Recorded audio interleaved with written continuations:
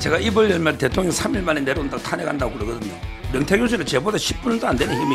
저는 3일이면 대통령 탄핵시킨다. 일단 뭐가 있군요. 뭐 방금 아니, 탄핵하면 사유가 있군요. 그냥 좀 폭풍도 있고 대통령실 잘 아는 패널이야. 이게 뭐 중요합니까? 그 한 1억 정도 들이가 인테리어 했거든요. 집사람이 추천한 업체를 제가 했어요. 누가 추천했는지가 뭐가 문제가 됩니까? 역시 세금으로 하는 거면 공정하고 경쟁하게 하는 게 맞죠. 내가 지금 말하잖아요. 말을 못 알아들어요? 자 보세요. 정말 미친 거 아니냐 이런 생각이 듭니다. 군대를 우리가 왜 갑니까? 무슨 말 같지 않은 소리를 합니까? 나라가 어떻게 돌아가는 건지. 한없이 가벼운 정치 토크쇼 장르만 여의도 10월 8일 화요일 순서 시작하겠습니다. 반갑습니다. 정프로고요. 요즘은 단독과 특종, 뭐 녹취록 전국이라고 해도 될 만큼 뭐 별별 녹취록들이 다 나오고 있습니다. 요즘은 녹음 파일 듣는 게 뉴스의 대부분을 또 차지하고 있어서 오늘은 또 어떤 녹취록들이 여러분의 귀를 즐겁게 해주실 건가 잘 한번 저희가 골라봤고요. 오늘은 또 여러분의 눈과 귀를 즐겁게 해드릴 소울메이트 함께 하겠습니다. 서정욱 변호사님 어서 오십시오. 예, 안녕하세요. 네, 반갑습니다. 그리고 정말 두 분은 뗄래야 뗄 수 없는 정말 친구 같은 분들이지요. 더불어민주당 검찰독재대책위원회 노영희 대변인님 어서 오십시오. 네, 안녕하세요. 네, 반갑습니다. 자, 그리고 이 두 분 사이에서 고전을 면치 못할 우리 최윤경 기자님. 네, 안녕하십니까. 네. 너무 좋은데. 이 두 분들 사이에서 네. 항마력 떨어지거나 뭔가 이렇게 전혀. 멘탈 무너지면 안 됩니다. 그럼요. 네.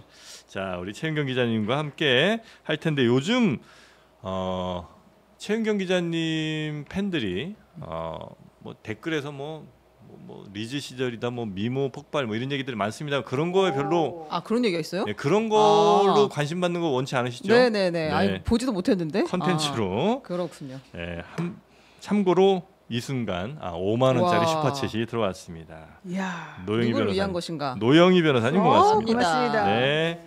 자, 그러면 오늘도 뉴스가 많습니다. 네. 녹취록도 많고요.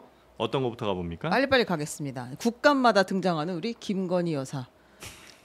정말 많이 등장합니다. 네, 국감 첫날 네. 기승전 김건희 국감이었다 이런 얘기가 있었는데요. 행정안전부 인사혁신처를 담당하는 국회 행정안전위원회 국정감사에서 대통령 관저 불법 증축 의혹을 집중적으로 다뤘는데요.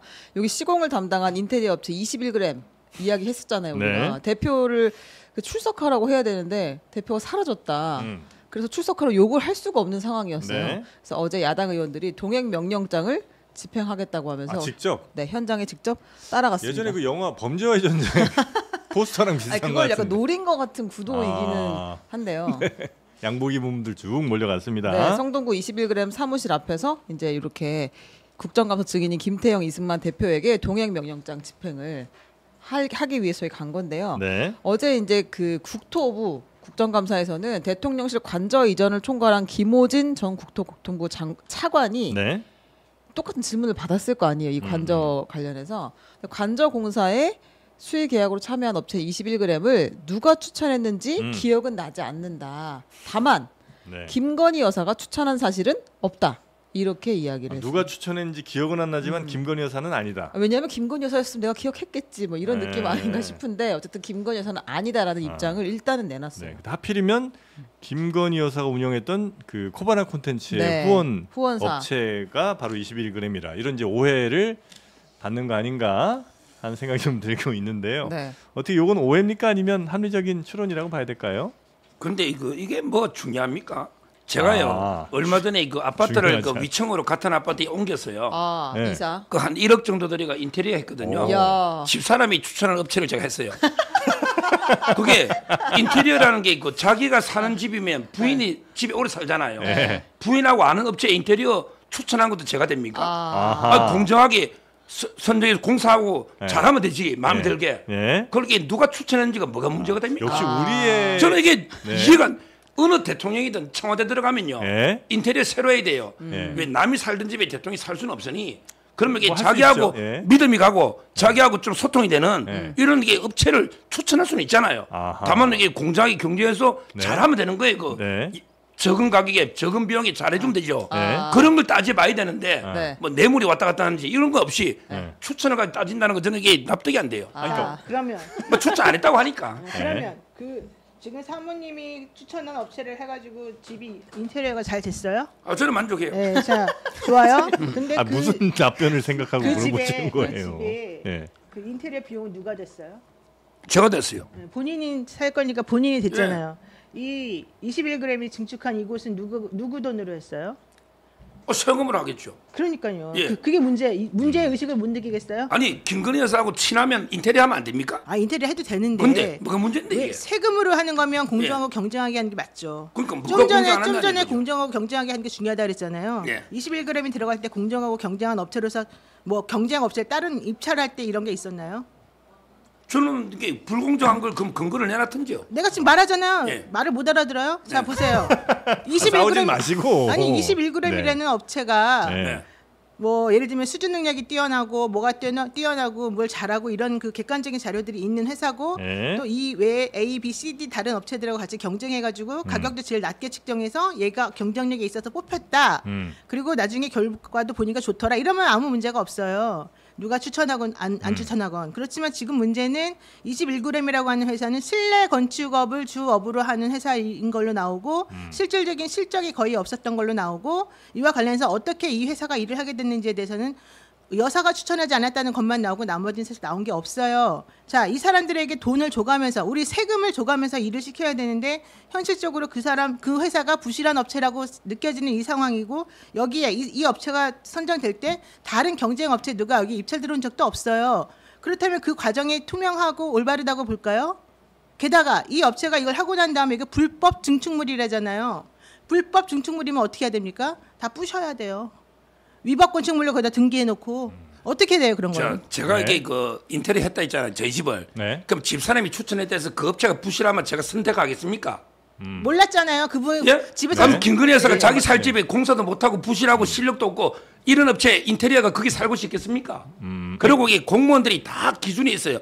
수의계약 기준과 공개입찰 기준이 있고 제 말은 이게 그러면 공무원을 선정한 공무원을 탓해야지. 제 말은 이게 그 추천한 게 뭐가 문제가 되느냐는 거고요. 그 결정은 공무원들이 다 절차가 있고 규정이 있습니다. 우리가 몇 억 미터는 수의할 수 있고 얼마나 이게 공개 입찰하고 그다음에 이 사람들이 무슨 부실 공사를 했는지 그러면 이게 주인이 제일 열받아요. 인테리어 잘못하면 김건희 여사가 만족하고 살면 되는 거죠. 자기 사는 집에 그게 뭐가 부실하게 뭘 했겠냐고. 여기에 주인은 저는 이해가 안 돼요. 여기 주인은 우리예요. 누가 문제 삼아야 돼요? 김건희 여사가 살고 있잖아요. 대통령과 관계. 김건희 여사는 임시적으로 사는 것이고 우리가 주인이에요. 또 인테리어 떴습니다. 대통령 바뀌면. 그 금액이 얼마냐에 따라서 경쟁 입찰을 해야 되는 게 하한이 있고 그죠. 그럼요. 공무원을 문제 삼아야죠. 수의 계약을 할 수 있는 게 상한이 얼마 있잖아요. 그렇죠. 요건 그 수의 계약의 상한에 맞습니까? 그게 어겼으면 가만히 있겠냐고. 벌써 난리 났죠. 그렇잖아요. 추첨하고 문제가 그 규정 어기면 그건 위법이잖아요. 그래서 전체 공사비 대비 원래 이제 전체 공사비는 수의 계약 이상의 금액이 되는데 그걸 쪼개 갖고 수의 계약으로 낮췄다는 거 아니에요? 뭐 제가 하기 그런 불법은 아직 저는 못 들었고요. 지금 뭐 추천이 어떠고 옛날 후원금 낸 게 어쩌고 하는데 제 말은 이게 뭐 인테리어라는 게 사저에 좀 하다 보면 이게 자기하고 좀 호흡이 맞는 소통도 되는 사람 추천할 수도 있는 거예요. 그래 기준이 맞으면 선정하는 거고 안 맞으면 안 하는 거고 또 이게 공사를 부실하게 했으면 제일 먼저 윤 대통령이나 김건희 여사가 일을 그 간에 왜 공사를 이렇게 인테리어 난 못 살겠다 이게 이렇게 하거든요. 그럼 이제 아파트 근데 왜 남이 나서느냐고. 그 본인 아파트 말고 예를 들어서 그 아파트 전체 리모델링 이제 따낸다고 할 때 그때 이제 입주민이신데 그 아파트에 그 리모델링하는 회사를 조합장이 자기 아는 회사 사람을 그냥 이렇게 맡기면 그거는 이제 입주민으로서 굉장히 불쾌하실 거 아니에요. 공정 경쟁에서 근데 비유가 잘못된 게 이거는 윤 대통령과 김건희 여사가 사는 사저잖아요. 그럼 이게 부실 공사해 가지고 인테리어 잘못하면 그럼 이게 본인들이 제일 피해 보잖아요. 그러니까 얼마나 잘 선택하겠어요. 대신 예를 들면 10억에 할 수 있는 거를 50억 100억을 줄 수도 있는 거 아니에요. 그걸 왜 줍니까? 그걸 왜 내가 아는 회사니까. 내가 아는 회사. 그러면 그걸 뇌물을 받든 리베이트를 받든 그걸 증명하고 이야기하죠. 그거는 의혹을 막 그냥 하는 거지. 설마 이게 10억짜리를 내가 100억 주고 내가 김건희 여사가 몇십 받아묻다. 그럼 이게 그 근거를 내놔야 될까? 명확하게 드러난 불법이 없단 말씀이신 거죠? 그렇죠. 그럼 감사원에 지난번에 보고 나온 건 뭐예요? 21g이 계약하기 전에 이제 관저 공사에 이미 착수를 했고 15개 무자격 업체에 하도급 공사를 맡겨서 건설산업기본법을 위반했다라는 그렇죠. 발표가 감사원에서 있었어요. 근데 그건 뭐냐고. 그것보다 제가 앞으로 서정욱 변호사님 절대 하지 말아야 될 것을 김건희 여사 비유를 본인이랑 하시면 절대 안 돼요 이제. 왜냐하면 서정욱은 사인이고 김건희는 영부인이잖아요. 그러니까 서정욱님이 쓰는 것은 자기 돈이지만 김건희님이 쓰는 것은 세금이니까 근데 이제 그 말을 못 알아듣잖아요. 아니 근데 지난번에도 그 얘기를 똑같이 하시던데 내가 나도 많이 추천하고 공천 개입했다. 서정욱님이 아무리 개입해도 공천 개입이 안 돼요. 근데 이제 김건희님이 하면 문제가 된다는 게 이제 우리의 논점이니까. 근데 제가 비유를 3명 들었잖아요. 김건희가 개입하나, 이재명 대표가 개입하나, 제가 개입하나 이거 이재명 대표를 제가 포커스를 맞춘 거예요. 이재명 대표가 공천 개입해도 불법이랑 김건희에서 개입은 똑같다는 거예요. 당연하죠. 당연히 불법이죠. 그걸 제가 포커스에 맞춘 거예요. 저는 비유를 빠지고 기승전 이재명 하지 말고 정확하게 얘기합시다. 첫 번째, 공정한 경쟁 입찰이 아니었죠. 공정한 경쟁 입찰이 아니었죠. 첫 번째. 그거는 제가 몰라요. 21g. 그러니까 모르면서 왜 함부로 얘기를 해요. 두 번째, 두 번째 자기 돈으로 한 게 아니었죠. 이게 이런 게 문제죠. 세 번째, 이분들은 이 사저를 자기네 소유물에 사는 게 아니고요. 임시로 조금 살다가 나가고 다른 사람들이 들어와서 살아야 돼요. 결국 이 사저의 주인은 국민이라고 보는 게 더 맞거든요. 그럼 그런 국민이 사용할 사저에 대해서 이렇게 함부로 자격도 없는 사람이 증축하게 하고 공사하게 하는 게 맞아요? 안 맞잖아요. 게다가 좀 전에 정말 중요한 포인트를 말했는데 공무원이 잘못한 거라 그랬거든요. 맞아요. 공무원이 잘못했어요. 공무원이 왜 그런 짓을 했을까요? 여기는 기승전결 아랫사람들 잘라내는 게 가장 특징인 것 같은데 그 공무원은 왜 그렇게 했을까요? 그럼 그 공무원이 그렇게 했다는 게 밝혀지고 나면 대통령실이나 위에 사람들은 그 공무원을 잘라야 되는 거 아닙니까? 징계하고 면책 주고 벌칙 주고. 근데 왜 지금까지 아무런 얘기 없죠? 게다가 감사원에서 이 관저 관련해서 감사한다고 그러면서 1년 8개월 지났어요. 그런데 그 중간에 A 감사원이 감사 그 하시는 분이 그 공무원이 야 이거 너무 이상하다. 이거 감사 더 해야 된다. 이거 좀 뭔가 좀 더 밝혀내야 될 게 많다라고 해가지고 요청했는데 그 감사원은 잘렸어요. 왜 잘렸을까요? 그러면 도대체 어떻게 하라는 거예요? 누가 추천하고 안 추천하고가 중요한 게 아니라 절차의 투명성과 공정성이 확보되지 않았다는 것. 그리고 저번에도 얘기했지만 이거 5억 될 거를 100억 줬냐? 이건 확인도 안 됐다고 하지만 우리가 그때 들은 얘기는 그게 아니잖아요. 감사원에서 보고한 내용은 그게 아니에요. 방탄 창문을 만든다고 해가지고 실제 들어갔더니 한 4억 정도밖에 안 되는데 20억 상당의 돈을 줬다는 게 나왔잖아요. 그럼 그 차액은 전부 다 뭐가 들어가요? 그 차액이 누구에게 들어갔다고 그때 그랬어요. 이게 전부 다 이렇게 높게 해가지고 얘네들한테 이득을 남기게 하고 이 업체와 관련되어 있는 이 공사를 총괄하는 어떤 공무원이 이걸 봐주면서 대신에 원래는 승인도 안 받은 자기네 무슨 건축물 같은 거 하나 더 짓게 하는데 그 돈을 여기 이 사람한테 받아가지고 썼다는 거잖아요. 이게 정상이에요?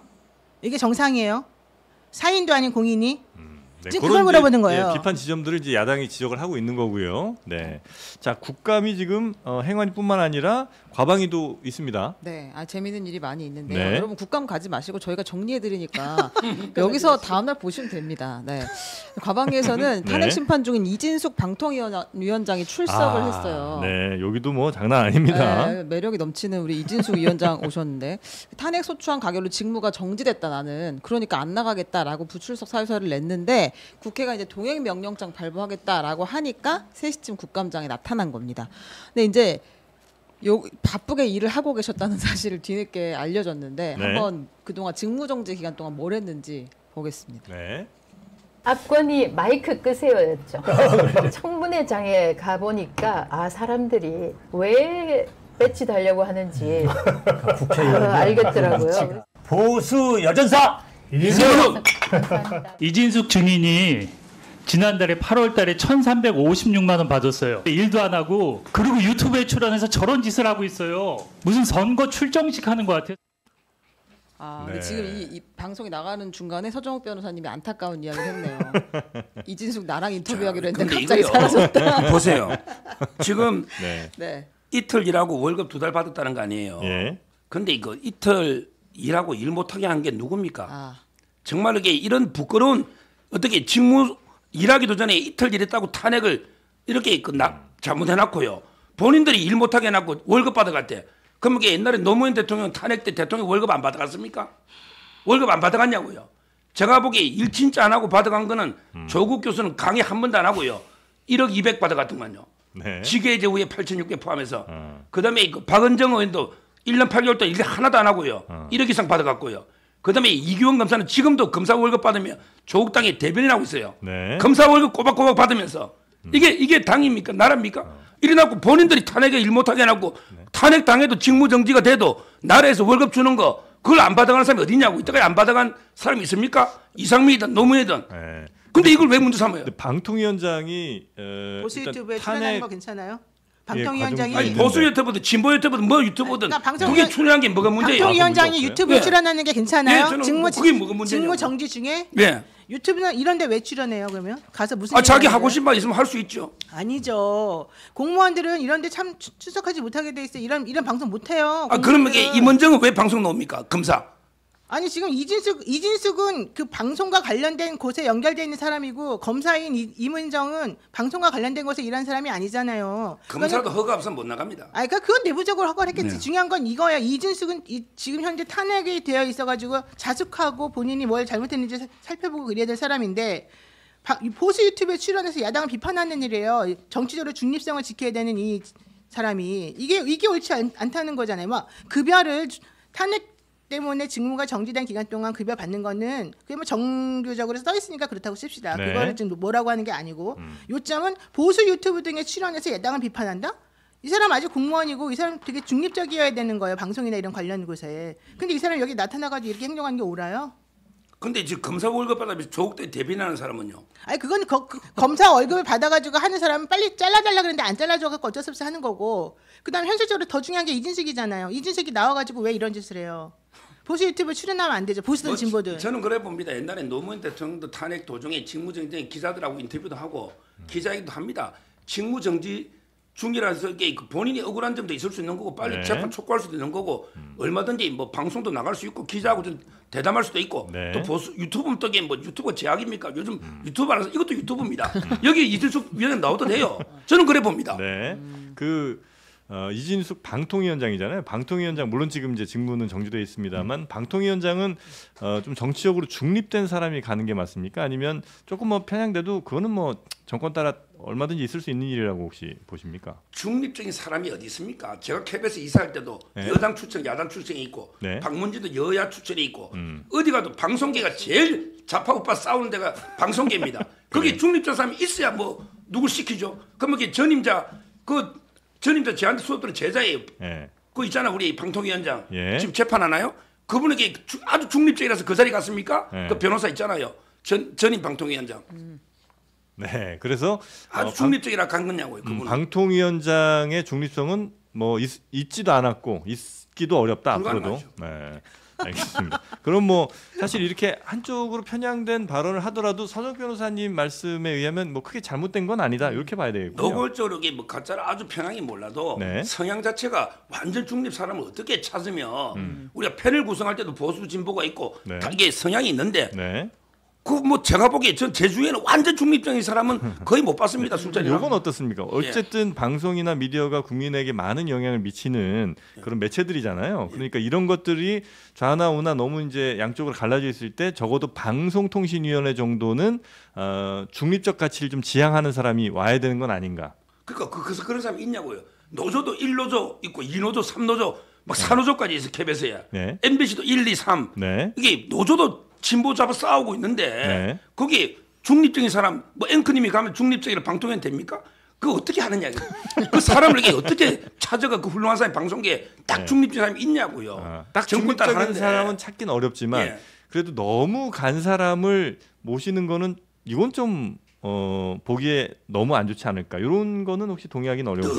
너무 가면 이게 그렇지만 그것도 보는 관점에 따라 우리가 볼 때는 이게 뭐 약간 바른 언론이라고 보는 거고 저 진보 진영에서 볼 때는 좀 이게 극우 언론이라고 보는 거고 제가 KBS 이사 갈 때도요 제보고 극우라고 노조에서 출근 저지하더라고요. 예. 그 보는 관점에 따라 다르지 않겠습니까? 이진숙 씨보다 조금 더 오른쪽에 가신 분들도 많이 있어요? 있죠. 아 그래요? 그럼요.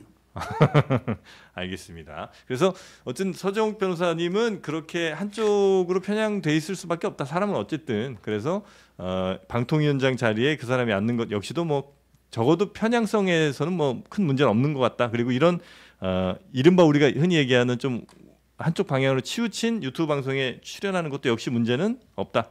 그럼 저는 이제 책임자로 봅니다. 네, 알겠습니다. 여당에서도 지적이 나오기는 했습니다. 여기서 탄핵 중이신데 이상희 의원이 탄핵 중이신데 유튜브 출연 등을 통해서 논쟁이 될 만한 얘기는 좀 삼가하시는 게 맞지 않느냐라고 했더니 이진숙 방통위원장이 예 말씀 새겨 듣겠습니다 정도 이제 문답을 했습니다. 보수 여전사 이진숙 이건 약간 민망하잖아요. 보수 여전사 이진숙은 네, 뭐예요? 그건 저도 모르겠는데 저기서 이제 뭐 약간 숙취 해소제나 음료수 방송에서 이런 걸 넣고 했으니까. 유튜브 채널에 출연했을 때 민망했다. 네. 자 그리고 또 이 국감장에서 뭐 장면 하나가 사람들이 뭐 쭉 줄 서 있었던 장면이 있었다고요? 네, 양복을 입은 다 남성이죠. 17명이 한 줄로 서 있는 드문 광경이 있었는데 이분들이 누구였냐면요. 이것도 역시 과방이었습니다. 정동영 의원이 쭉 서라고 해서 섰는데 감사원, 경찰청, 검찰청 등 사정기관 공무원들이 방통위 이제 파견을 와 있다는 거예요. 작년에 파견을 갔다가 왔거나 지금 파견 중인 사람들 다 증인 신청해서 세워놓은 겁니다. 그래서 아니 도대체 방통위가 뭐 하는 곳인데 이렇게 많은 사람들이 사정기관에서 파견 와야 되느냐라는 게 정동영 의원의 질문이었고요. 가서 무슨 업무를 했느냐 그랬더니 수사가 아니라 대부분 뭐 보조금 감사 역할을 했다 이런 대답들을 했거든요. 원래 이렇게 근데 이런 기관들의 뭐 검찰, 경찰, 감사원 등 이런 그 사정기관에서 파견들을 많이 가는 게 일반적인 겁니까? 가기는 많이 가죠. 기관 간 서로 교류를 많이 하고 실제로 뭐 부처에도 다 이렇게 사정기관들에서 가기도 하는데요. 근데 이 숫자 자체가 평소보다 어느 정도 많은 건지에 대해서는 아직 정확히 얘기를 안 했고 세워놓고 나니까 무섭긴 하다. 너무 그동안에 이렇게 파견 가는 일이 벌어져서 그거 하지 말라고 지난번에 사실은 그랬었어요. 근데 지금도 보니까 17명이 파견됐다는 건 말이 안 되는 거죠. 이거 좀 너무 과하다. 그런데 17명 과하다 하면 과하다고 지적하면 되죠. 이걸 이렇게 다 불러야 됩니까? 이러니까 이게 역대 최대파적으로 대통령 떨어지지 않겠습니까? 이렇게 갑질하니 이래서 이게 국회가 요거도 먹는 겁니다. 17명이 많다. 좀 이게 줄이면 어떠냐 이렇게 제안하면 또 이게 고민해 볼 거고 다른 부처하고 통계도 보고 또 이게 옛날 정권에는 몇 명이 왔는지 문재인 정권 때는 몇 명이 파견 왔는지 우리가 더 늘었는지 더 줄었는지 똑같은지 이렇게 과학적으로 통계는 좀 내놔면서 딱 질의하면요. 그럼 이게 갑자기 옛날에는 한 5명밖에 없었는데 윤석열 정권 들어서 17명이 됐네. 이러면 이게 딱 납득이 저희 같은 사람들 되잖아요. 좀 과하네. 근데 그런 밑도 끝도 없는 아무런 팩트는 제시 못하면서 17명이 바쁜 사람 다 불러가 줄 세워놓고 이게 뭡니까? 이런 식으로 이게 국감회가 되겠습니까? 이거 이제 일종의 갑질 같은 거다. 이렇게 이제 보시는 거예요. 갑질이고 아무런 성과가 없잖아요. 그럼 이게 전임 정부보다 벌써 기자님도 모르잖아. 늘었는지 줄었는지 똑같은지 모르잖아요. 몰라. 근데 어떻게 이게 늘었어요? 지금 확인해 보고 있어요. 그러니까요. 사정기관에서 이렇게까지 많이 파견을 갔는지를 아예 상상을 못해서 사실 방통이라는 조직에서는 이렇게 많은 사람 파견 갈 필요가 있을까? 보통 검찰이나 법원에서도 2-3명 파견 나오고 그랬었는데 방통위가 17명 파견 나온 건 확실히 맞는 것이고요. 그 관련된 숫자에 대해서는 이미 정동영 의원이나 과방위에서 정리해가지고 냈습니다. 우리한테만 안 말해준 것뿐이고요. 이렇게 이 사람들을 쭉 들려 세운 거는 사람들이 좀 봐라.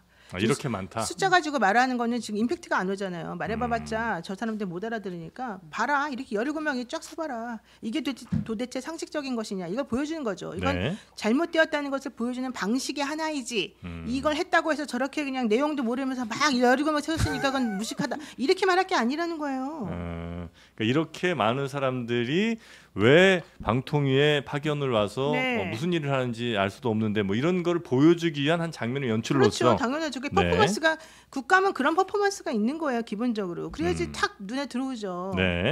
자, 그런 취지로 정동영 의원이 아마 줄을 세운 것 같다. 이렇게 이제 말씀을 해주셨고요. 자, 다음 뉴스도 한번 가보겠습니다. 이거는 근데 하나 얘기해야 될 게 2022년 그 대통령 임명 이후에 취임 이후에 이제 그 20명 정도 왔다 갔다 했다는 거고요. 지금 들어와 있는 사람은 8명. 지금 근무 중인 사정기관 파견자는 8명. 이렇게 여자 이야기를 했습니다. 그리고 이제 이 세비 반띵의 전말을 한번 다뤄봐야 될 것 같아요. 김영선 전 의원. 이게 이제 그 노영희 변호사님 직접 인터뷰를 하셨잖아요. 그 얘기를 한번 들어보려고 하는데 이제 김건희 여사 공천 개입 의혹을 제기한 게 우리가 그동안 알파벳 EC로 계속 얘기를 해왔었는데 뉴스토마토에서 EC라고 써가지고 근데 이제 이분이 강혜경 씨인데 직접 본인의 얼굴과 이름을 공개하고 이제 추가 증언을 했습니다. 스픽스에서 한 거였나요? 네. 근데 강 씨가 명태균 씨가 윤 대통령에게 지난 대선 전에 3억 6천만 원 어치의 여론조사를 해줬다. 그러니까 공표하지 않는 기간, 공표 금지 기간 동안 계속해서 여론조사를 했고 돈을 받으러 갔다가 돈은 못 받고 공천을 받아왔다. 이제 이런 취지의 이야기를 하거든요. 일단 한번 들어보겠습니다. 네. 3,000개 샘플에서 5,000개 샘플로 이제 조사를 해서 맨날 이제 매일매일 이제 윤석열 대통령 쪽에 이제 보고를 한다라고 명태균 그 대표가 저한테 전화를 하고 사무실 오셨을 때 정산 내역서를 뽑아놔라 돈 받아올게 해서 3월 거의 한 20일경에 그 내역서를 만든 거를 가지고 서울로 올라가셨어요. 3억 6천 정도 됩니다. 3억 6천? 못 받아왔습니다. 연락도 없었고 갑자기 이제 의창구에 보궐선거가 생기니 의창구로 가야 된다. 부랴부랴 선거 준비도 안 된 상태에서 의창구로 저희가 투입이 돼서 선거 진행을 했고 선거를 치렀습니다. 제가 결론적으로 봤을 때는 일단은 그 여론조사 비용 대가가 김영선의 공천인 거예요. 어머. 네, 저분이 하는 얘기가 뭐 어디까지를 팩트로 받아들여야 될지 모르겠지만 저 얘기만 들으면 정말 놀라운 일인데 네. 여론조사를 그러니까 해주고 돈을 줘야 되는데 네. 그 돈을 받으러 서울로 갔더니 그 돈은 안 주고 다음 저 재보선에서 한 자리 안겨줬다. 네. 요게 이제 핵심인 거죠. 실제로 그 강 씨라는 그 회계 책임자가 했던 얘기가 지금 요게 핵심 맞습니까? 네, 저게 핵심이 맞고요. 네. 지금 3억 6천만 원 하고 그러니까 결론은 3억 6천만 원하고 공천 자리를 바꾼 거다. 이제 이런 취지로 그 당시에 말이 나와서 저희가 깜짝 놀랐어요. 저에게는 처음 저희하고 이제 인터뷰를 한 거였는데 원래 저희가 저분하고 인터뷰를 하기 위해서 한 3-4번 더 먼저 전에 만났었고 내용을 다 정리를 해놓은 상황이었고요. 네. 저 관련된 증거가 본인에게 있다는 것도 확인을 제가 했고요. 예. 그리고 그 강혜경 씨랑 인터뷰하기 전에 명태균 씨하고도 저희가 시간으로 따지면 10시간도 넘게 전화로 인터뷰를 했고요. 그다음에 공식적으로 인터뷰가 방송에 나간 것만 2번이고 예. 또 따로 개인적으로 인터뷰한 것도 한 4시간, 5시간 되거든요. 예. 근데 그래서 그 내용들 전부 다 우리가 다 가지고 정리를 해봤어요.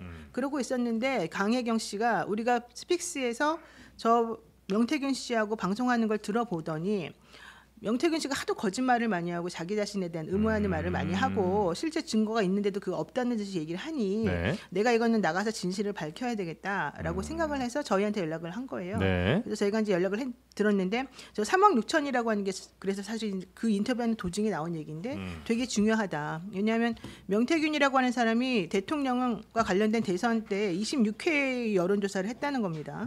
근데 어쨌든 여론조사를 3천만에서 5천만 정도씩을 매일매일 그렇게 많이 하다 보면 돈이 많이 들어가는 건데 네. 그래서 이제 자기네가 3억 6천 정도로 이제 그 계산서를 끊었던 거예요. 그러니까 이 명태균이라는 사람이 이 강혜경 씨가 이제 그런 거 정리하는 사람이니까 너가 그러면 계산서를 끊어서 주면 내가 그거 들고 가서 여사 만나서 돈 받아갖고 올게 이랬대요. 근데 갔는데 돈은 안 받아오고 야 갑자기 우리 여기 보궐에 김영삼 들어오기로 했으니까 이제 준비하자 이 얘기를 한 거예요. 네. 그러니까 우리 그 강혜경 씨가 아니 그럼 3억 6천만 원은 어떻게 되고 이건 어떻게 됩니까 물어보니까 3억 6천만 원은 이 보궐에 공천 나가는 거하고 연결돼 있어. 이거 이렇게 얘기를 하면서 그래서 실질적으로 그때 곧바로 이걸 꾸려가지고 그동안에 사실 놀고 있던 김영선을 불러다가 여기서 이제 선거운동을 해가지고 당선을 시켜요. 네. 단수로 돼가지고. 네. 근데 중요한 건 여러분 아시다시피 실질적으로 선거를 할 때는 해보셨잖아요. 우리 저분도 했어요. 떨어지긴 했지만.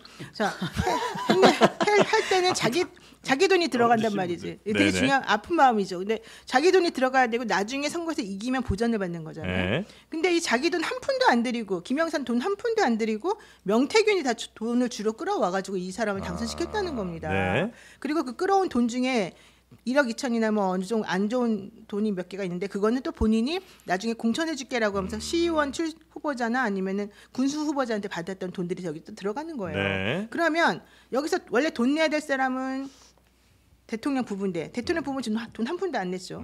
대신에 이분들은 지금 여기에 마치 공천 이 보궐과 이거를 바탕한 것처럼 지금 모양새가 됐죠. 그 얘기를 2023년도 11월에 이준석 의원이 한 방송 유튜브에 나가서 합니다. 이 얘기를? 이 얘기를 합니다. 그랬나요? 뭐라고 얘기했냐면 예. 김영선이 갑자기 이제 뭐 일산 고향 이런 데서 떨어져 있다 그 하고 난 다음에 국회의원이 안 되고 이제 놀고 있는 타임에 경상도에 와서 지사를 하려고 이제 했는데 그 지사를 하러 나가는 과정 중에서 보궐로 나가게 됐다. 보궐 나가게 돼가지고 김건희라고 하는 뒷배 때문에 당선이 됐다. 이제 이 얘기를 이준석 의원이 해요. 네. 이런 걸 전체적으로 다 종합해 보면 네. 명태균은 나중에 그런 부분들에 대해서 다 얼버무리고 아니다라는 식으로 거짓말해서 말을 바꾸지만 네. 강혜경 씨 말은 되게 일관적이고 주변에 이준석 의원의 말이나 이런 것까지 다 보강 증거로 나오기 때문에 네. 제가 봤을 때는 이거는 매우 위험한 상황인 것 같아요. 그러니까 만약에 와, 이 여론조사를 그렇게 한 뭐 한 3억 얼마씩 이제 해주고 대신 네. 그걸로 일자리 받아오고 의원 자리 네, 받아오고 네, 그다음에 네. 또 의원 돼서 그 금액 반띵 세비하고 그다음에 이제 또 모자라는 돈은 나중에 군수나 아니면 시의원들 또 선거할 때 그 사람들한테 국회의원이 어쨌든 힘이 있을 테니까 네. 거기에서 또 얼마씩 받아갖고 이렇게 돈 나누고 이런 걸 했다는 주장인 거잖아요. 그렇죠. 네. 그러니까 그 명태균 씨는 그러면 윤석열 대통령 김건희 여사에게 받아야 될 돈을 김영선 의원 당선시키고 거기서 받는 거예요? 구상권을 청구한 거예요? 그래서 내가 아니 도대체가 왜 그래야 되냐? 아니 서정 변호사 두 너무 사람인데 그게 무슨 관계가 있는데? 제가요. 예. 한번 찾아봤어요. 그 대선 때요. 예. 막 박빙으로 가잖아요. 예. 선거 앞두고요. 예. 하루에 여론조사가 어떨 때는 한 30개, 40개 올라옵니다. 아 여기서 예, 전부 다 예, 이게 예. 그럼 윤석열 대통령한테 여론조사비 받으러 오면 될까요? 근데 이게 공표 금지 예? 기간에 개인적으로 보고를 했다는 거 그러니까 아니에요? 제 말은 이게 하루에 2, 30개 여론조사가 막 쏟아지잖아 대선 때. 다 이게 김건희 여사나 윤석열 대통령한테 돈 받으러 오면 되느냐고요. 아 일단 시키지도 그걸 물어보는데 시키지도 않았는데 시키지를 않더만 여론조사 업체 돈을 다 개인이 줘야 되느냐고. 개인이 청구서 내밀면. 네. 그다음에요.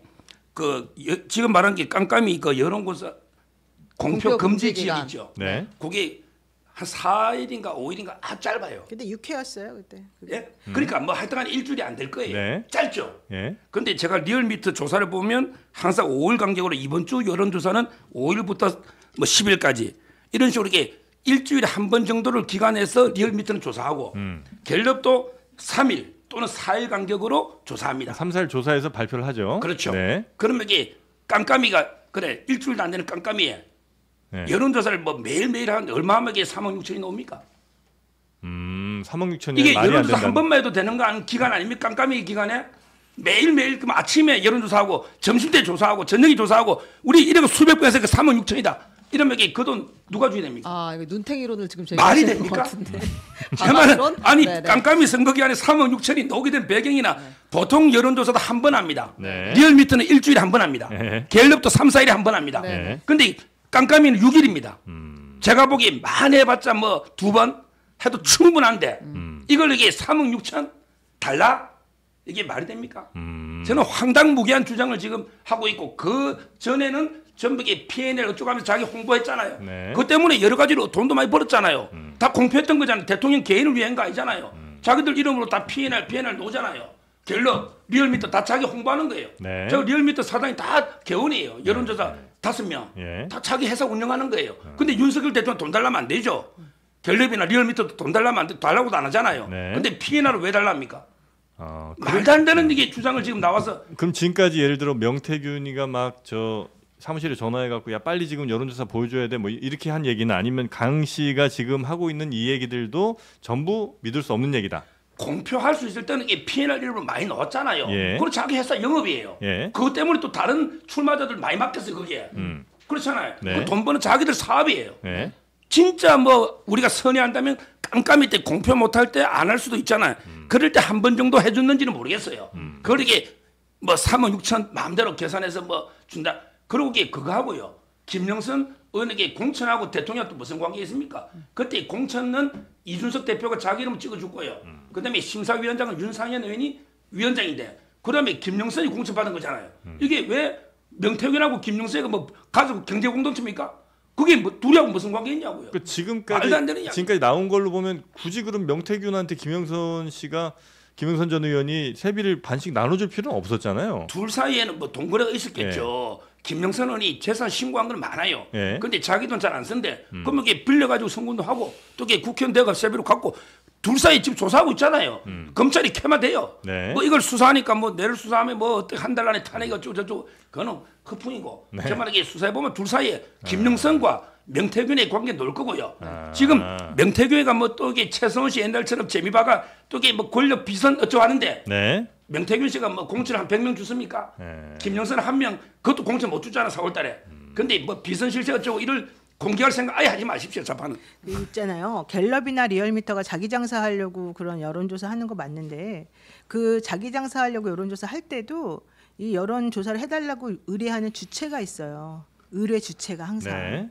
갤럽도 어디서 의뢰해서 뭐 갤럽이 조사했습니다. 그렇죠. 언론사가 의뢰하기도 하고. 리얼미터도 어디서 의뢰해서 리얼미터가 조사했습니다. 이렇게 말하거든요. 그럼 거기서 의뢰한 그 회사가 돈을 내는 거예요.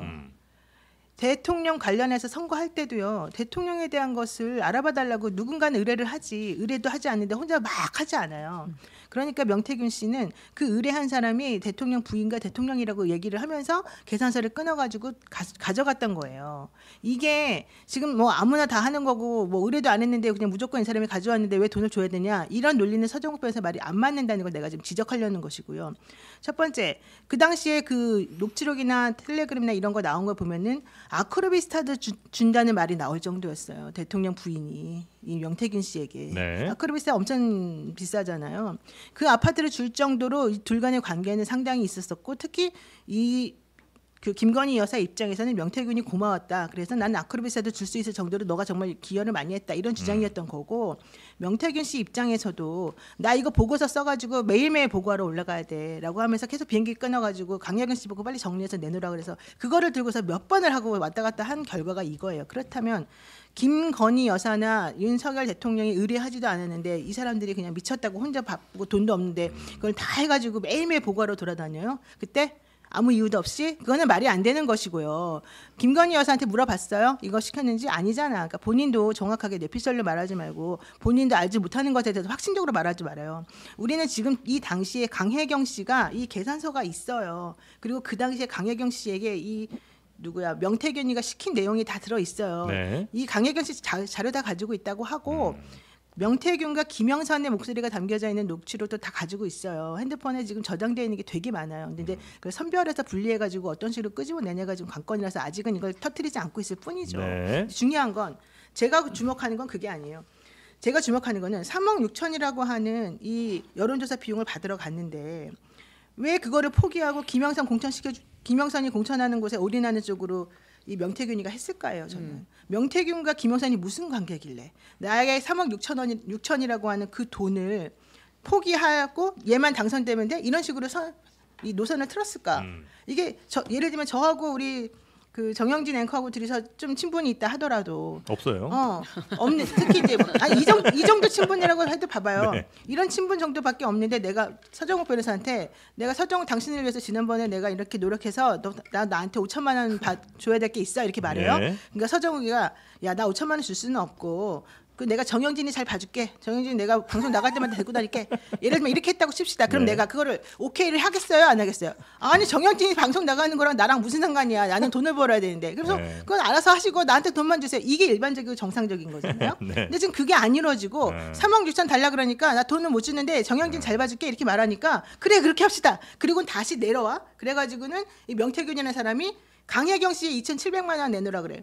그리고 자기가 5천 몇백만 원 내놔. 그리고 미래한국연구소에서 9천만 원을 가지고 와. 그래서 한 1억 8천만 원 상당을 모아가지고 이 정영진을 우리가 이 JTBC의 사장으로 만들려고 지금 선거하는 거예요. 네. 이게 상식적이지가 않잖아요. 네. 그러면 명태균 입장에서는 이 3억 6천 플러스 지금 이렇게 들어간 돈 하면 2억 정도가 지금 하잖아요. 그러니까 한 5억 5천 정도를 사실은 돈을 완전히 꼬라 박은 거예요. 자, 그럼 이제부터 그 사람은 어떻게 해야지 그 돈을 받겠습니까? 어떻게 해야지 그 돈을 회수하고 더 나아가겠습니까? 결론은 하나요. 내가 여사랑 얘기해가지고 이 사람을 이렇게까지 사장으로 만들 수 있는 능력이 있었으니 니네 잘 봤지? 자 정영진 너 나한테 고마우니까 네 월급 반띵 내놓고 나머지 사람들 봐봐. 정영진을 내가 이렇게 만들었어. 내 뒤에는 서정욱이가 있어.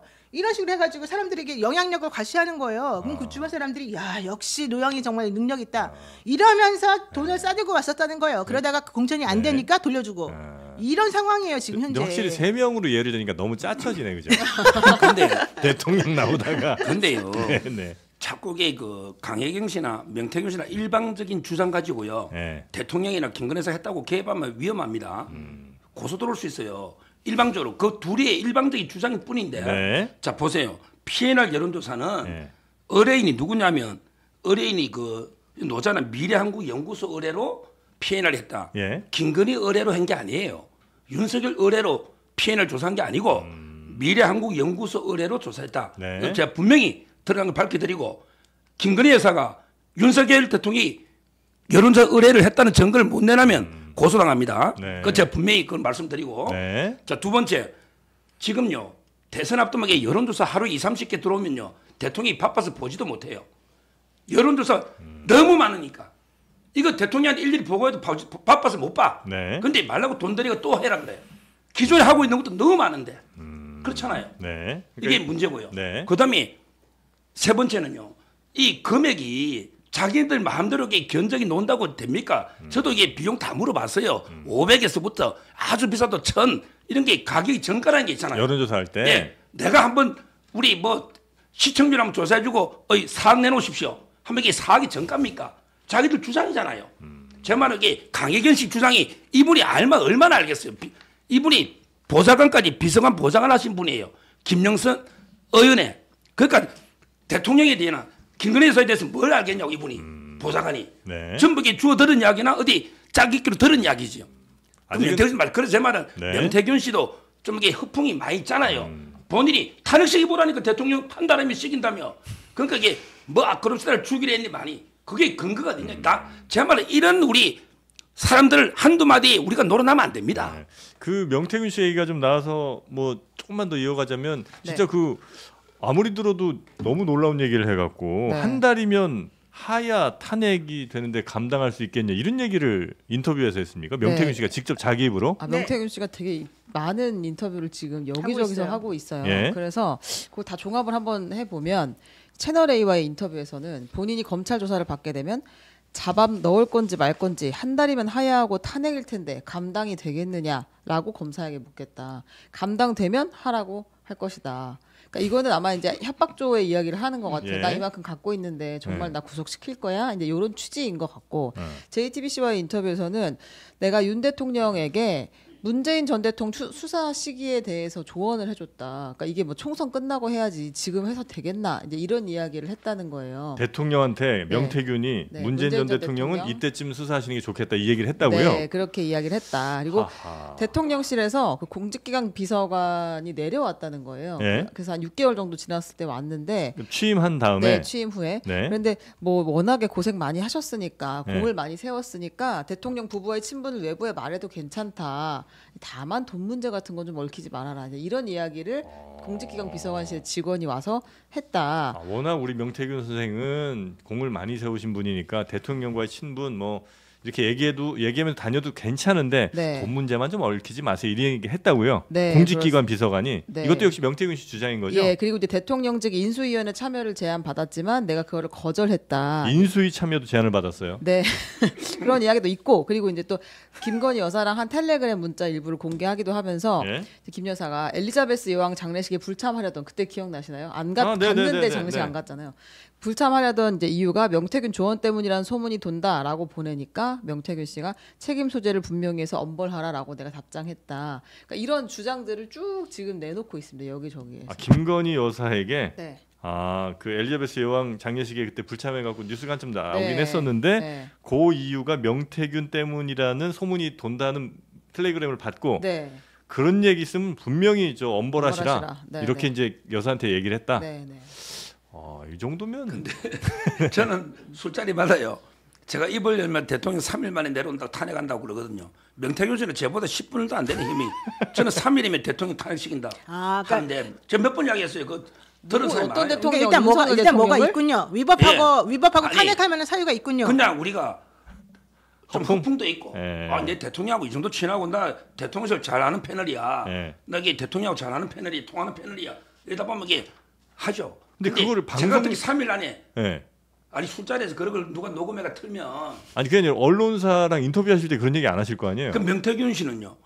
지금 이제 수사가 들어오니 예. 자기 이제 과시하는 거 아닙니까? 자기가 수사 고발 당했잖아요. 예. 김영선 씨하고. 예. 그러다 보니까 이제 내를 설마 술 사줄 수 있겠냐? 예. 내가 입을 열면 대통령이 한 달 안에 날아간다는데 예. 한번 열어보라니까. 다 열어보세요. 예. 저 명태균 씨 제가 뭐 통화는 안 하지만 저한테 자료도 많이 보내왔던 건 보니까. 예. 근데 입을 열은다 해서 탄핵이 되는지 안 열어보라니까. 본인이 아는 걸 다 까보라니까요. 제 말은. 근데 옛날에 옛날에도 이런 일이 많았거든요. 네. 이런 거 저는 더한 것도 많이 들었어요. 옛날 정권에 제가 방송 한 10년 했고 정치 관심. 근데 옛날에 이런 공중파에서 이런 걸 잘 안 다뤘어요. 네. 뭐 천공이니 뭐 명태균이니 뭐 이런 거 있잖아. 근데 요즘은 이상하게 방송이 뭐 유튜브 시대가 되고 그런지 네. 조회수나 이런 것 때문에 너무 가심이나 근거 안 된 걸 좀 과하게 다루는 이것도 이게 방송도 좀 반성해야 된다 보는데요. 네. 이런 방들 전국에 많아요. 제가 보기에 김대남이나 명태균보다 심한 사람 많아요. 근데 어떻게 하는 녹취가 공개되면 네. 뭐 이런 거지. 이거 극히 김영선 캠프 일부입니다. 김영선 의원이 무슨 비중 있는 의원입니까? 이번에 컷오프된 극히 일부입니다. 다른 우리 국회의원 300명 중에 네. 딱 한 명하고 일어난 일인데 이게 마치 우리 나라를 들었다 놓다 하는 명태균 씨가 이렇게 과대 포장되어 있는 거예요. 네. 한번 열어보라니까 나는 어떻게 대통령 탄핵되는지 그럼 뭐 국정도 할 거 없네요. 내가 전화해야 되겠다. 명태균 예. 씨 우리 방송 보고 계실 텐데 서정욱 저도 변호사가 전화할 수 있어요. 서정욱 변호사가 깔 거면 까라고 예, 합니다. 까라고 전화하잖아요. 자, 전화 까세요. 연결해보면 안 됩니까? 아이고. 까세요. 전화 아니 연결하면 근데 나 받을지 진짜 몰라요. 궁금한 게 서정욱 변호사님 그 밤마다 술 드시고 다니면서 내가 입만 열면 3일 안에 탄핵시킬 수 있다 탄핵- 이렇게 얘기하고 탄핵- 이게 다닌다고? 대통령 친하다고 탄핵 사유가 제가 있어요. 아. 아니 탄핵 사유가 있어요, 솔직히. 입만 개인적으로. 열면 3일이면 가능한 거예요. 가능한 거니까. 아니 지금 명태균 씨 그러니까 저도 비유적으로 그런 거죠. 네. 탄핵 사유가 있기는 있다. 그건 뭐 지금 얘기하시겠습니까? 네. 대통령실의 입장은 네. 그 명태균 씨 지금까지 사실 입장을 안 냈었잖아요. 근데 이제 윤석열 대통령은 명시가 독대를 한 적이 없다. 독대한 적 없다. 그리고 취임 이후에는 소통 자체가 없었다. 이제 이런 공식 입장을 내놨어요. 당시 대선을 돕겠다는 사람들이 많이 있었고 명시도 네. 그런 사람으로서 본 것이다. 정식 선거 캠프에 있는 사람은 아니어서 그 이후로 소통을 특별히 이어가지는 않았다. 이렇게 얘기했습니다. 네. 그러니까 이제 뭐 아예 모르는 사람은 아니지만 한 네, 번 보기는 정도 봤다. 만났고 뭐몇 차례 그렇다고 봤다. 네, 친분 있게 여기까지는 지낸 건 합니다. 아니다. 이 정도 말씀이신 것 같네요. 자, 그리고 명태균과 함께 또 김대남 씨 또 계속 언론 보도에 나오고 있습니다. 네, 그렇습니다. 이분이 이제 여러분과 통화를 했는데 주로 강원도 출신 사람들인 것 같아요, 그분들이.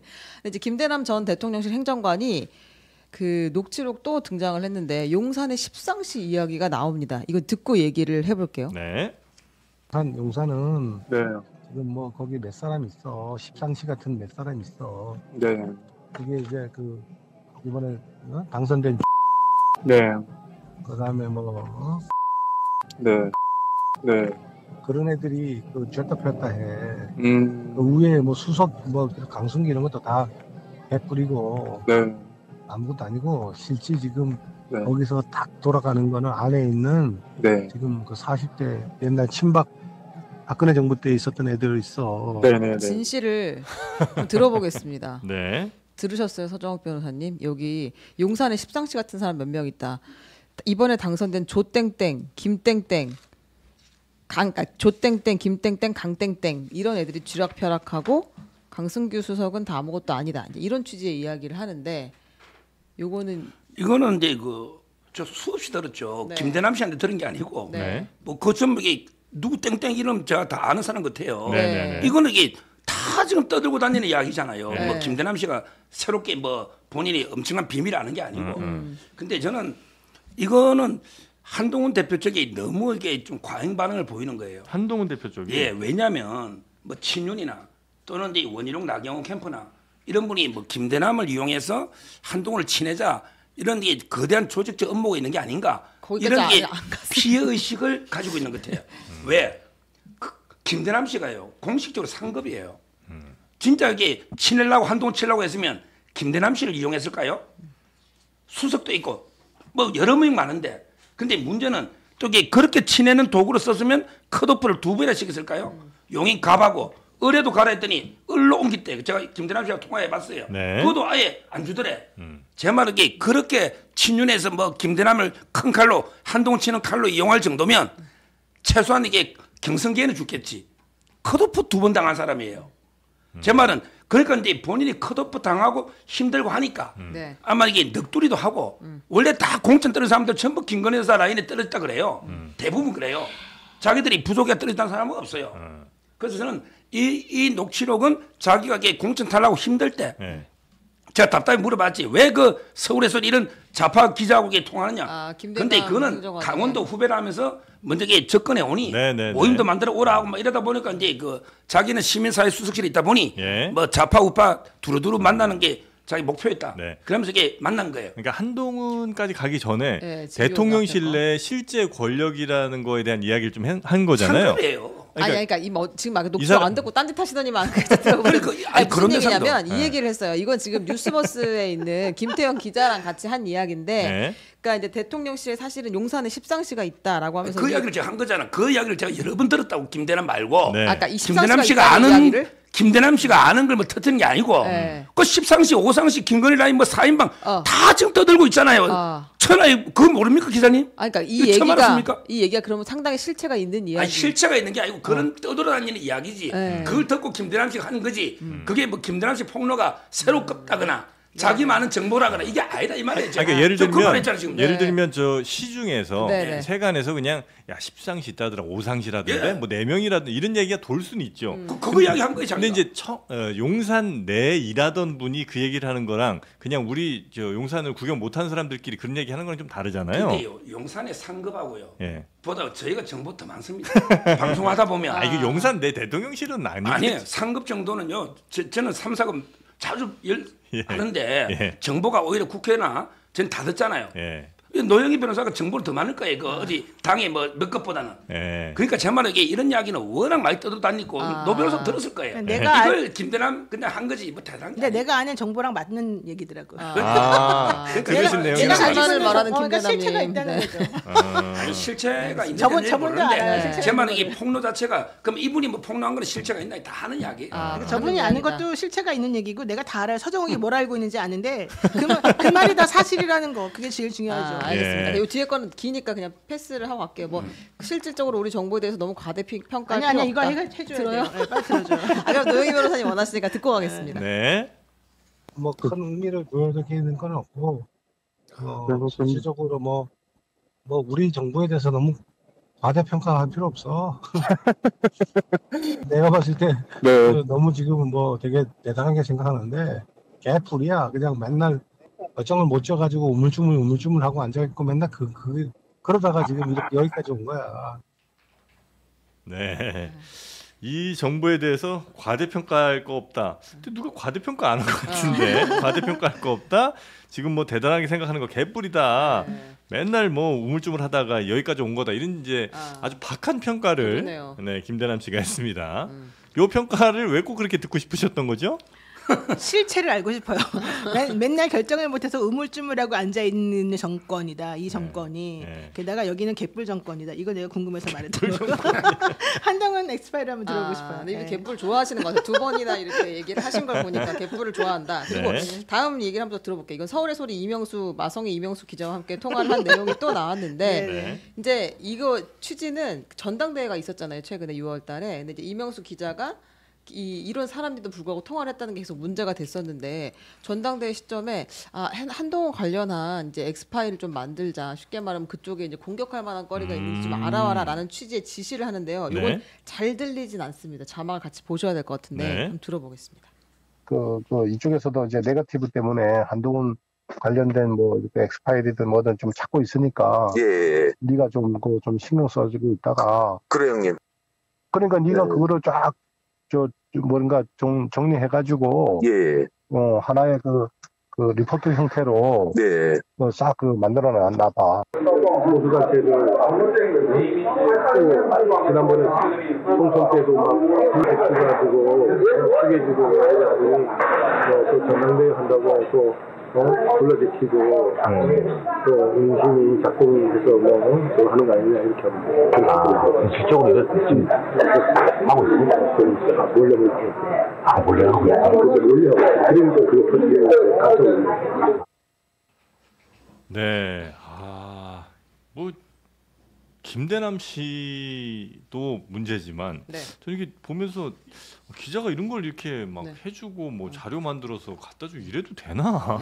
원래 그런 건 아닐 거 아니에요? 갖다 줬대요? 갖다 줬단 말은 갖다 줬다고 합니다. 그래서 22개를 우리가 들은 건데 하나는 이제 이쪽에서도 네거티브 때문에 한동훈 관련 엑스파일을 찾고 있으니까 네가 좀 신경 써주고 있다가 리포트 형태로 만들어봐 이렇게 이야기를 했고 실제로 이걸 이명수 기자가 정리를 해서 한동훈 대표의 장인 관련한 이야기를 네. 그 진영구식 관련한 이야기를 쭉 정리를 해서 최근에 어디 주로 뭐 이렇게 감사나 이런 취직을 하고 다니고 있다라는 이야기를 들고 USB를 가지고 만났고 그 자리에서 내가 이거 갖다 드렸으니까 뭐 용산에 취재할 거 없어요? 뭐 얘기 없어요? 한동훈 칠 거를 뭐 하나 자료 만들어서 갖다 주면서 네. 나도 뭐 하나 좀 줘요. 네, 했더니 이제 네. 보수 단체들이 이번에도 대통령실이 이제 보수 단체들을 좀 이용하려고 하는 것 같다. 최근에 대통령실에서 불렀다고 하더라라는 네. 취지의 이야기를 한 겁니다 지금. 네.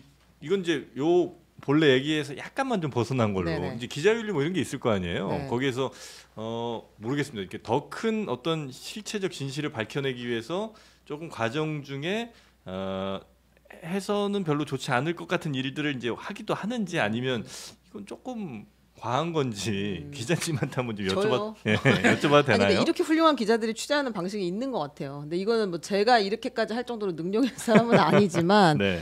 근데 오랫동안 친분을 유지하면서 네. 그냥 이제 소스를 공유하고 했던 거 아닌가 싶어요. 그래요? 근데 저는 제가 방송 인터뷰도 많이 따고 신문에 그 멘트도 많이 따거든요.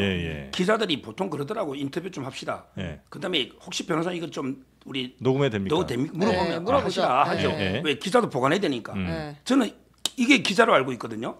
근데 기자가 뭐 몰래 사적인 뭐 술자리 대화를 몰래 녹음해서 튼다거나 이게 기자입니까? 제가 기자는 아니지만 제 상식으로는 이게 그 기자 윤리에 저는 반한다. 이명수 기자 이래 보고요. 아마 이제 이걸 가지고 한동훈 대표가 너무 이게 조직적으로 내를 치려는 이런 이제 거대한 음모가 있는 게 아닌가. 이런 좀 피해의식이 젖어 있는데 보십시오. 이거 그냥 김대남 씨의 개인 일탈입니다. 여기에 뭐 나경원 의원이 시켰겠어요? 아니면 이게 뭐 윤석열 대통령이 시켰겠습니까? 누가 시킨 게 아니에요. 본인이 그냥 이게 나경원 캠프 있다 보고 그러다 보면 이제 한동훈 대표가 경쟁을 하니까 자기도 이제 기자한테 많이 줬잖아. 정보 서로 막 하면서 정보를 주고받잖아요. 네. 이래가 이게 자기가 좀 자발적으로 공을 좀 세워보겠다 이런 저는 이게 의도지 개인 일탈이지 이걸 가지고 이게 나경원 그때 후보나 윤석열 대통령이 뒤에서 뭐 김대남 시켜가지고 이래 받아왔어 이게 한동훈 치라 이게 아닙니다. 그래서 한동훈 대표 보고 확전을 자제해야 된다 하는 이유가 있어요. 이쪽에서도라는 게 이제 그냥 김대남 전 행정관의 개인적인 표현이다 이제 이렇게 보시는 그렇다고 봐야죠. 어떻게 보십니까 우리 노인 변호사는? 근데 진영구 전 검사장 즉 한동훈 대표의 장인이 주가 조작 의혹 연루 사건은 되게 유명한 거예요. 그 견미리 씨가 주가 조작 관련해서 그랬다는 거잖아요. 그거 이제 이미 알고 있는 것들을 아마 정리해가지고 주는 것 같은데 사실 한동훈 대표도 자기보다는 그 처갓집에 관련된 비리들이 되게 많아요. 내가 알기로는. 그래서 이제 그런 것들이 나오게 되면 본인이 쌓아올린 이미지하고 좀 안 맞아서 본인에게는 불리하게 좀 작동할 것으로 좀 보였다는 얘기인 것 같고요. 그다음에 여기서 저는 그것도 중요하지만 물론 당 대표를 죽이기 위해서 김건희 여사가 이렇게 애썼다는 이제 취지로 사실은 이거는 해석이 되는 부분이었고 그보다 더 중요한 거는 용산 대통령실이 보수 단체를 부르고 있다. 그다음에 당 대표 선거에 개입하고 있다. 이게 사실이니 보도를 니네가 이걸 해봐라. 이제 이렇게 말한 부분이 있거든요. 저는 이게 매우 중요한 것 같아요. 보면은 대통령실이 보수 단체를 부르고 당 대표 선거에 개입한다. 이거는 전형적으로 탄핵감이거든요. 그러니까 지금 이런 건들이 내부적으로 많아요. 그러니까 한동훈 대표를 죽이기 위해서 부부가 합심해서 뭔가 좀 치라고 막 이렇게 하는 것도 중요하지. 근데 그것보다 더 중요하게 직접적으로 지금 김대남이 말하고 있는 거는 대통령이 보수 단체하고 연결되어 있고 당 대표 선거에 개입해서 못 나가게 하려고 지금 하고 있다. 이 부분이 상당히 중요해요. 그리고 제가 알기로는 이명수 기자가 이 김대남만 접촉한 게 아니에요.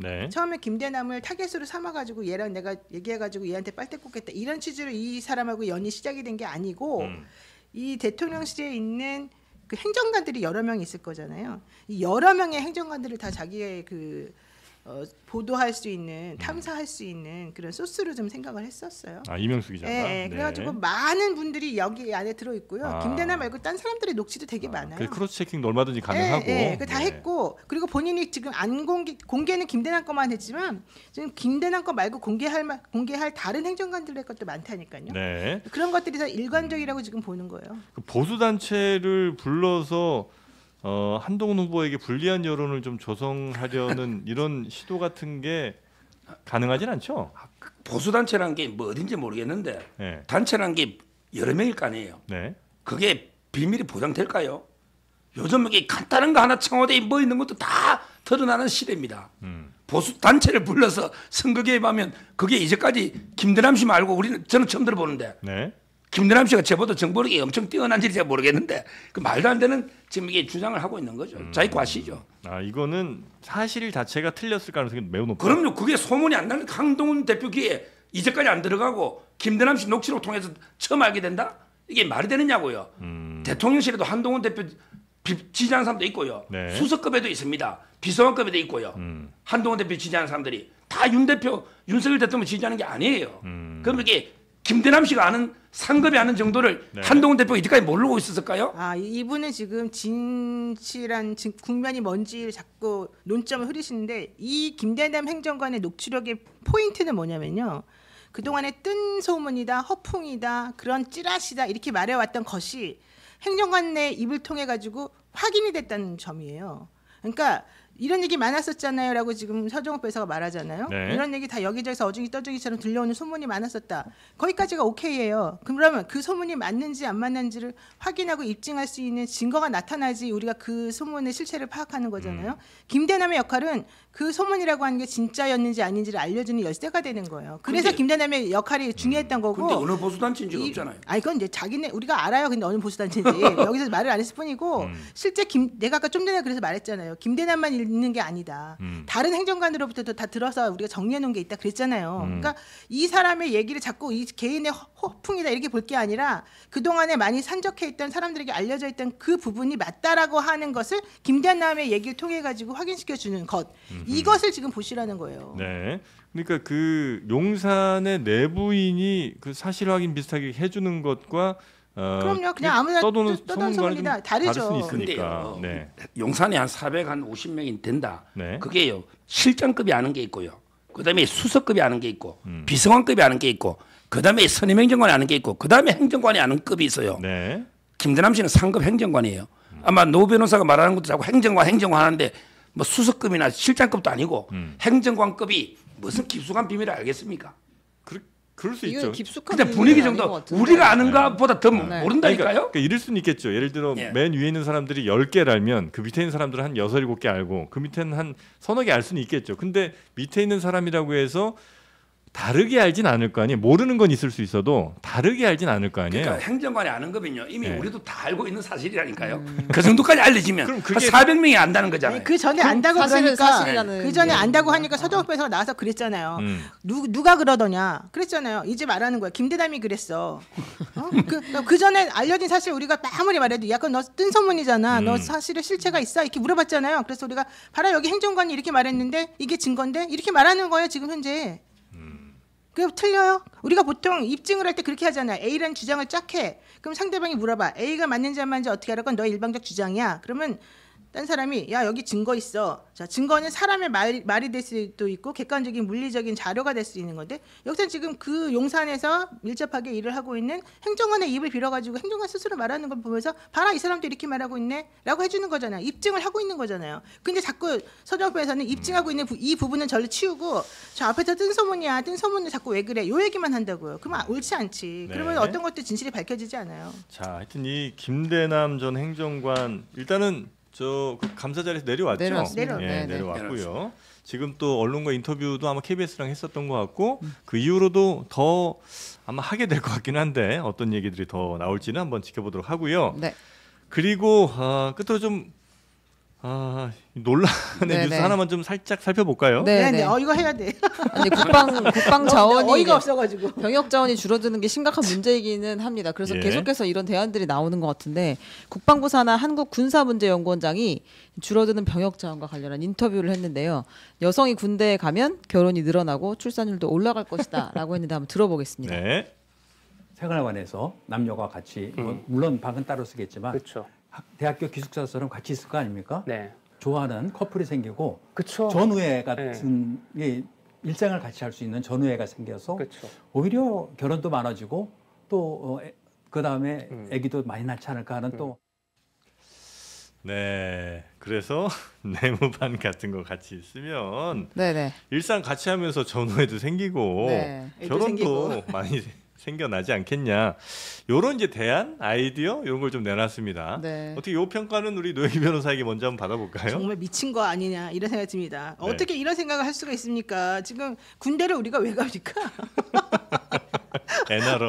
아니 군대 왜 애들을 여기서는 안 나니까 군대 몰아넣고 좁은 공간에서 계속해서 활동 같이 하게 하고 애 나라는 겁니까? 도대체 이게 무슨 말 같지 않은 소리를 합니까? 이분이 도대체가 어떻게 한국 군사문제연구원장이라는 타이틀을 달고 이런 생각을 하죠? 이게 지금 나라가 어떻게 돌아가는 건지. 미친 거 아니냐는 말밖에 별로 할 게 없다. 미쳤다고 네. 봅니다. 네. 자, 우리 소정 변호사님은요. 뭐 논평할 가치는 없는데 예. 오늘 다른 사람들이 전부 뭐 명태균, 강혜경, 김대남, 그다음에 이 김영철 전부 게 정권에 비중 있는 사람들이 아니에요. 그러니까 제가 보기에 전부 아주 비중 있는 자리에 있던 분들이 아니에요. 뭐 국회의원 비서보좌관, 상급 행정관, 이분은 이게 뭐 어디 원장인가요? 군사 문제? 뭐 이런 데 그 다루는데 이거는 저는 뭐 부적절한 발언인데 크게 방송에 다룰 만한 감이 안 된다고 저는 봅니다. 논평할 가치도 없다. 예, 그렇게 보겠습니다. 이게 뭐 실제로 국방부에서 막 하려고 했던 것도 당연히 아닐 뿐더러 이건 뭐 그냥 언급할 가치도 별로 못 느끼겠다. 그렇습니다. 예, 요 정도로 그럼 정리하겠습니다. 다음번에 좀 더 이제 무거운 분들 이슈를 좀 갖고 오도록 하겠습니다. 네. 자, 오늘 우리 서정욱 변호사님, 노영희 변호사님과 함께 그래도 동접자 11,000명을 돌파를 했고요. 네, 두 분 고생이 정말 많으셨습니다. 이어지는 경제설전 김원장 기자 그리고 박시동 평론가와 함께하는 재밌는 시간도 있으니까요. 여러분들 쭉 지켜봐 주시고 두 분은 여기서 오늘 보내드리도록 하겠습니다. 네, 고생 많으셨습니다. 고맙습니다.